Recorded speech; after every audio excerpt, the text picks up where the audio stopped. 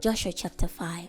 When all the Amorite kings on the west side of the Jordan and all the Canaanite kings along the seacoast heard how the Lord had dried up the water of the Jordan before the Israelites while they crossed, they lost their courage and could not even breathe for fear of the Israelites.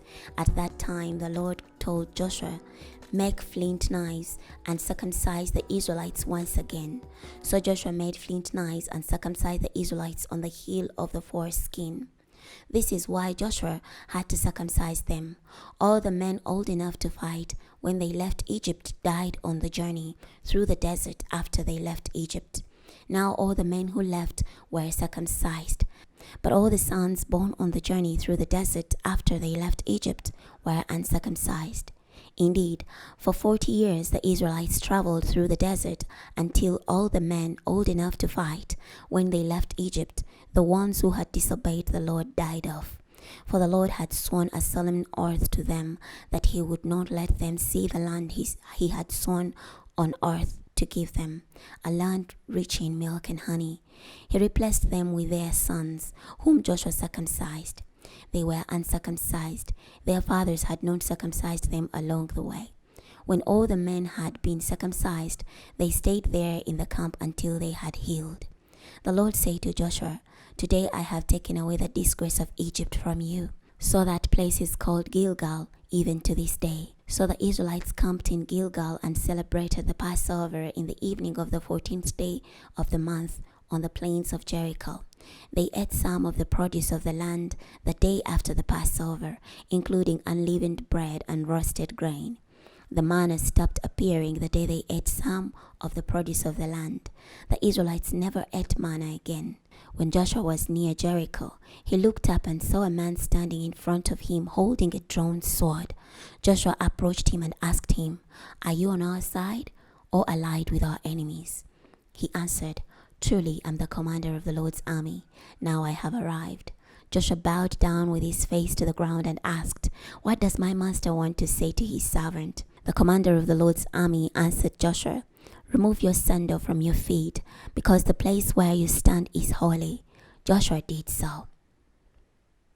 Chapter 6. Now Jericho was shut tightly because of the Israelites. No one was allowed to leave or enter. The Lord told Joshua, "See, I am about to defeat Jericho for you, along with its king and its warriors.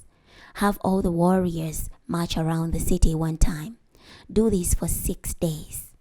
Have 7 priests carry 7 ram's horns in front of the ark. On the 7th day, march around the city 7 times, while the priests blow the horns.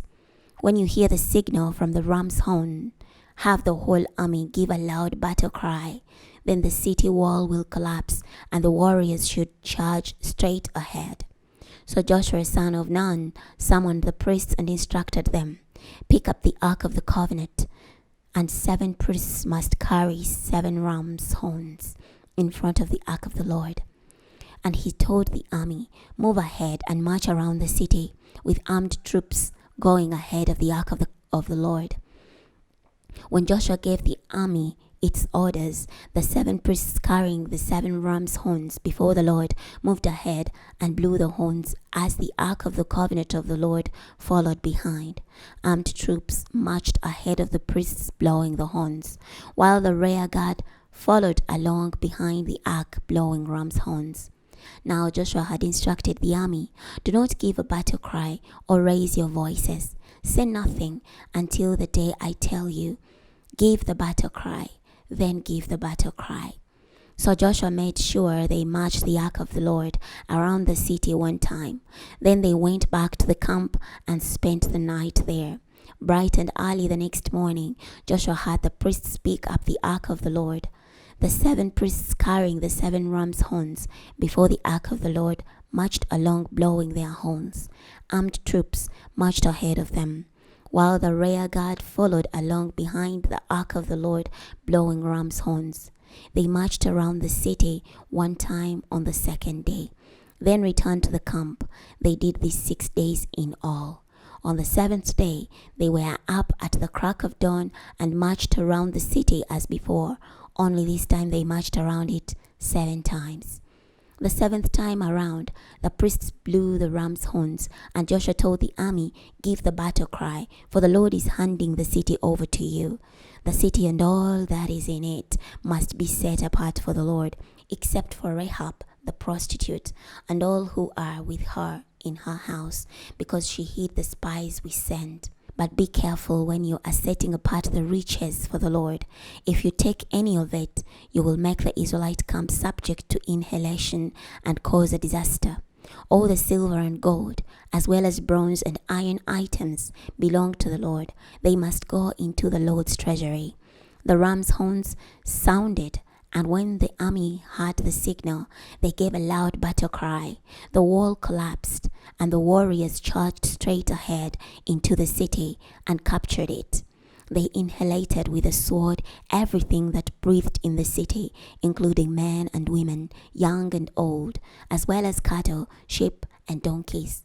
Joshua told the two men who had spied on the land, "Enter the prostitute's house and bring out the woman and all who belong to her, as you promised her." So the young spies went and brought out Rahab, her father, mother, brothers, and all who belonged to her.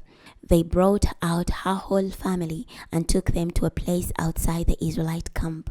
But they burned the city and all that was in it, except for the silver, gold, and bronze, and iron items they put in the treasury of the Lord's house. Yet Joshua spared Rahab the prostitute, her father's family, and all who belonged to her. She lived in Israel to this very day, because she hid the messengers Joshua sent to spy on Jericho.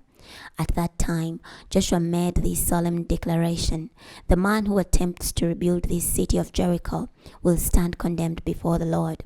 He will lose his firstborn son when he lays its foundations, and his youngest son when he erects its gates."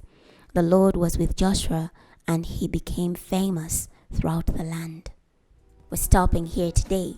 Next time we're going to be starting from Joshua chapter 7. I'll see you then.